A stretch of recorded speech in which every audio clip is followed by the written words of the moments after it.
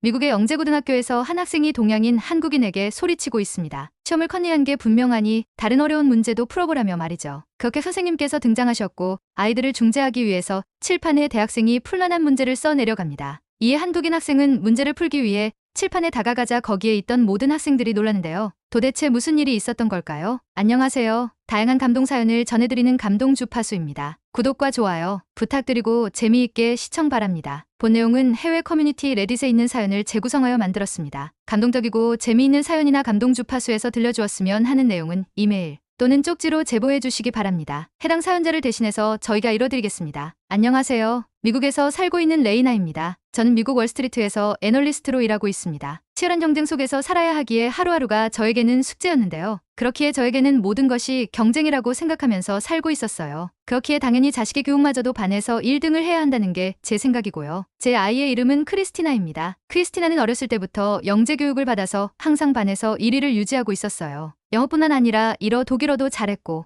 아이가 초등학교에 입학하고 나서부터는 각종 대회에 나가서 상을 휩쓸 정도로 아이는 비상했어요. 저는 아이에 대한 지원을 아끼지 않았어요. 크리스티나가 가지고 싶어하는 것은 뭐든지 다 사주었어요. 하지만 그것이 문제였던 걸까요? 제 아이는 건강이 갑자기 나빠졌어요. 저는 아이의 치유를 위해서 잘한다는 병원, 좋다는 약을 다 먹여보았지만 아이는 나아질 기미가 보이질 않았어요. 그렇게 크리스티나는 6개월간을 병원에서 생활했습니다. 건강해지지는 했으나 6개월간 다른 아이들과의 수업 차이가 발생했던 거였어요. 그렇게 학교에 돌아가서 중간 시험을 치렀는데 항상 상위권이었던 크리스티나는 3등이라는 성적을 거두었어요. 평상시에 항상 1등만 했던 크리스티나는 충격을 받은 듯했죠. 그래서 저는 1등을 한 친구가 누구냐고 물어봤더니 한국인이라고 했어요. 이름은 유진이었죠. 그 유진이라는 친구는 크리스티나가 아팠을 때 한국에서 전학을 와서 친구도 없고 반에서 혼자 왕따처럼 지낸다고 하더라군요. 크리스티나가 다니는 고등학교는 미국의 사립 영재고등학교로 매우 비싼 등록금을 내야 해서 아무나 올 수 있는 곳은 아니었거든요. 그래서 제가 알아봤더니 한국에서는 크게 요식업을 하고 있고 지금은 미국까지 진출해서 엄청 성장하고 있는 기업가의 딸이라고 하더군요. 아무리 크리스티나가 없었다고 하나 1등 할 정도면 특별한 공부 비법이 있겠지 싶어 딸아이에게 유진이와 친해지라고 했습니다. 하지만 크리스티나는 유진이와 친해지는커녕 사이가 나빠졌어요. 그렇게 다음 시험 기간이 찾아왔고 크리스티나도 그동안 열심히 공부했기에 자신이 있었죠. 시험을 다 치르고 결과가 발표됐는데 이번에도 1등은 유진이가 차지했고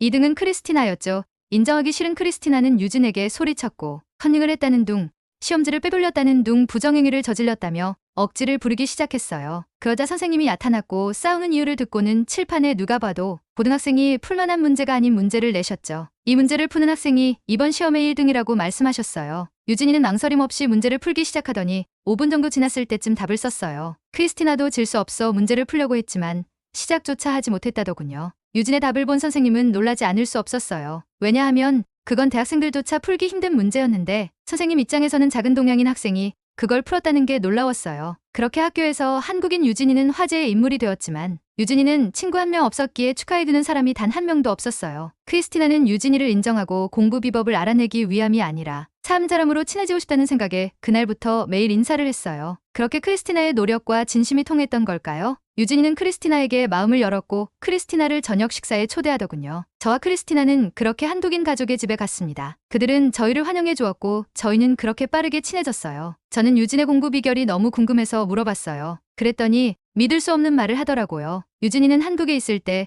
한국의 입시 경쟁 시스템에 너무 많은 스트레스를 받았었다. 매일 친구들과 경쟁하고 치열하게 사는 게 자신들이 지켜보는 입장에서 너무 가슴이 아팠기 때문에 미국으로 온 것이라고 말하더군요. 저는 정말 누군가 머리를 한 대 치는 기분이었어요. 저는 크리스티나를 친구들과 경쟁시키고 항상 치열하게 공부시켰기 때문에 저와 반대되는 교육 방식이었어요. 그리고는 미국에 와서 따로 교육시킨 건 절대 없고 아이가 스스로 공부한 것밖에 없다고 했어요. 그 말을 그대로 믿기는 조금 힘들었어요. 집으로 돌아온 뒤 같은 직장의 애널리스트로 일하고 있는 한국인에게 물어봤어요. 한국의 교육 수준은 도대체 어떻길래 그렇게 대단하냐고요. 그랬더니 직장 동료는 말하더군요. 한국은 정말 교육에 진심인 나라이다. 자신도 거기서 어떻게 살아남았는지 모르겠다고 말하며 자신이 어떻게 한국에서 교육받았는지 말해주더라고요. 듣는 걸로는 어느 정도인지 가늠이 안 갔어요. 솔직히 저는 그 친구가 거짓말을 하거나 과장을 한다고 생각했죠. 저는 당연히 미국보다 한국은 수준 낮은 나라라고 생각하고 있었는데 직장 동료의 말을 들어보면 미국보다 한국이 교육적으로 대단하다는 듯이 말하더라고요. 그러면서 마지막으로 크리스티나가 한국에서 교육을 받을 수 있다면 좋은 경험이 될 것이라고 말했어요. 저는 다시 유진이네 부모님에게 찾아가서 한국의 교육에 대한 정보를 물어보았는데 마침 유진이네가 이번 방학에 한국에 간다고 하더라고요. 그래서 염치 없지만 크리스티나도 같이 보내도 되냐고 물어보았고 유진네가 허락을 해서 저희도 같은 날 비행기 티켓을 예매해서 같이 가게 되었어요. 그렇게 한국에 도착했는데 저는 깜짝 놀랐어요. 한국에 관심이 없어도 너무 없었다고 생각했습니다. 당연히 안 좋을 거라고 생각했던 한국의 공항은 너무나 세련되었어요. 그렇게 제 가족과 유진이네 가족은 이동을 위해서 지하철로 이동했는데 공항과 지하철이 연결되어 있더라고요. 정말 참 편하고 좋았습니다. 저희가 가져온 짐이 가볍지 않았기 때문에 걱정했는데 공항 내에는 무빙워크가 잘 설치되어 있어서 공항에서 지하철을 타러 갈 때까지 거의 걷지 않고 이동했어요. 그렇게 지하철을 타게 되었는데 저는 정말 놀랐어요. 미국의 지하철과 한국의 지하철은 정말 차원이 달랐어요. 저희 미국은 1900년대 초반에 지하철이 도입되면서 정말 엄청난 센세이션을 일으켰지만 지금 와서 보면 많이 노후되어 있는 곳도 많고 특히 여름에는 지하철 내부는 정말 더울 만큼 불편한 점도 많은데요.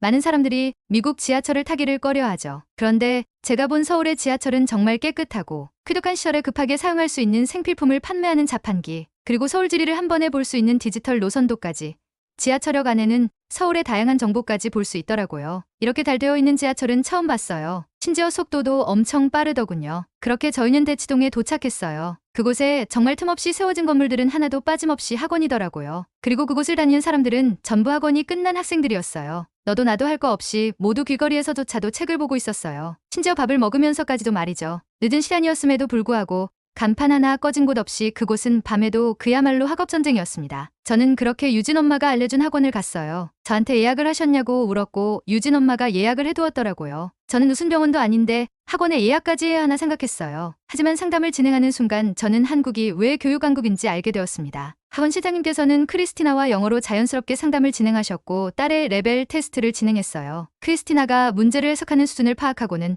어느 정도 레벨에서 교육을 진행하면 좋을지 크리스티나의 장단점을 짚어내시고는 해결책까지 제시해주는 모습에 한국에 오길 잘했다는 생각이 들었어요. 크리스티나는 한 달간 학원에서 숙식을 제공한다고 하였고 저는 마음 한편에서는 걱정되었어요. 아무리 유진이가 같이 있다고는 하나 한국 문화와 음식에 잘 적응할지 마음 한쪽이 불안했죠. 제가 그런 걱정을 하는 모습을 본 유진 엄마는 저에게 딸 걱정은 그만하고 스트레스를 풀러가자고 했어요. 그렇게 유진 엄마가 예약해놓은 미용실에 가서 머리를 하고 이쁜 카페에 가서 수다 떨면서 커피도 마셨어요. 정말 이쁜 카페를 갔는데 이색적으로 잘 해놨더라고요. 거기에서 먹은 케이크는 어찌나도 이쁜지 먹기 아까울 정도였어요. 무지개색으로 케이크를 만들어 놓았는데 식감도 정말 특이하더군요. 그렇게 카페를 즐기고 한국의 전통 음식이라며 저를 어떤 특이한 건물로 데려갔어요. 서울의 현대적이고 세련된 건물과는 다르게 나무와 기와로 만들어진 식당이었어요. 그곳은 한옥을 모티브로 만들어진 식당이라고 하더라고요. 안에는 나무 냄새와 고급스러운 분위기가 정말 인상적이었어요. 유진 엄마는 비빔밥과 신선로라는 것을 주문해서 이것은 한국의 대표 음식이라며 소개해 주더군요. 저는 미국에서도 한때 한국의 음식에 인기가 있었을 때가 있었지만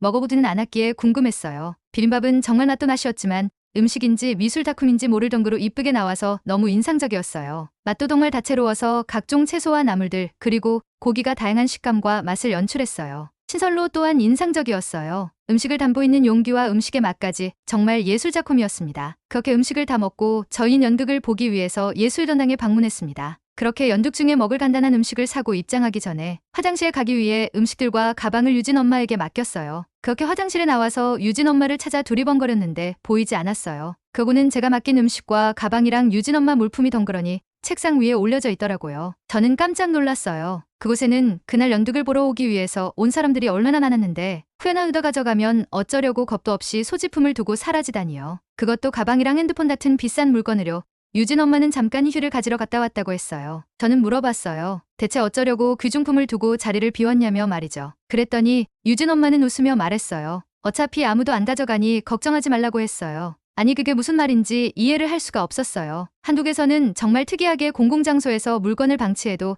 누구도 안 가져간다고 말하더라고요. 도대체 그게 어떻게 가능한 일인지 신기했어요. 미국에서는 방치는커녕 길을 가다가 소매치기도 조심해야 하는데 말이죠. 정말 제가 생각했던 한국과는 너무 달랐기 때문에 충격의 연속이었죠. 한국의 시민의식에 놀라움을 또 겪는 데는 그렇게 오래 걸리지 않았어요. 연극을 다 보고 사람들이 퇴장하는데 사람들은 전부 자신이 먹은 것과 마신 것을 들고 나갔어요. 그렇게 나갔더니 바로 앞에는 쓰레기를 버리는 곳이 있었고 연극을 본 대부분의 사람은 자신이 먹은 것을 치우고 있었어요. 미국에서는 영화나 연극이 끝나고 난 뒤 그곳은 정말 아수라장이 되는 경우도 많습니다. 그렇기에 연극이 끝나고 따로 청소를 해야 하는 청소업체가 있을 만큼 더럽습니다. 딸아이의 교육 때문에 온 한국이지만 제가 더 많은 것을 느끼게 되는 여행이었어요. 그렇게 한국에서의 생활이 다 끝나갈 무렵 크리스티나에게도 엄청난 변화가 있었어요. 처음에 와서 단계 테스트를 받을 때까지만 해도 78점 정도였던 크리스티나는 현재 98점이라는 한국에서도 상위권에 수타는 실력으로 향상되어 있었어요. 저는 너무 궁금했어요. 대체 한국에서는 어떻게 교육하길래 이렇게 아이가 성장할 수 있는지요.